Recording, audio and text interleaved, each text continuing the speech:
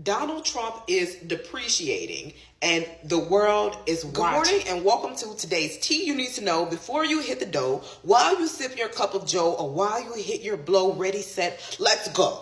Jamaica is currently recovering from a Cat 4, Cat 5 hurricane that hit the island.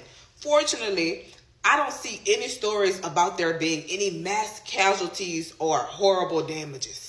Donald Trump is depreciating and the world is watching. So most recently, Donald Trump took a trip, or is in Japan, or was on his way to Asia, when he gave an interview where he talked about a cognitive test that he took that involved an MRI that nobody knew about. Doctors, health physicians, and other people, professionals, are coming out saying that this cognitive test that Donald Trump is insinuating that he took is one that is usually a follow-up following some type of mental incapacitation or issue or stroke or something like that. Further, during a speech while Donald Trump is out of town, he was bragging about getting over 600,000 people off of food stamps. Donald Trump is currently on his second leg of whatever world tour that he's on. But while he's on his tour, he gave a speech to some soldiers. That's where he is. And he appeared to be a lot incoherent while he was talking about magnets and water. Further, there's a video going around where he was meeting with the lady who is the new president or prime minister of whatever country he's in, and he appeared to be roaming around aimlessly, so much so that she and some of her guards had to direct Trump in the right direction. More official than a ref with a whistle, SNAP benefits will be cut off coming November 1st.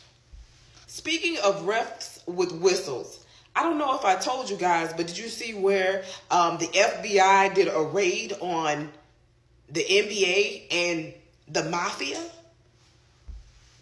The government is still shut down, and Mike Johnson is still devoted to not bringing the House back to session so that they can vote to start the government back up. Did you know that the average American doesn't make that much from SNAP benefits at all, even if they actually really need them? Did you hear the story about the 3 masked men who posed as FBI agents, went into some people's home, tied them up, and robbed them blind? Steve Bannon recently did an interview where he essentially said that Donald Trump is preparing to run for a 3rd term. Even though Donald Trump said that's not the truth, I don't think that's true. There were 2 helicopters that crashed, I believe, in China or over the weekend, and they were under Pete Hegseth's advisory. He didn't make any statements about it. Those people weren't hurt. Everybody survived, but that happened.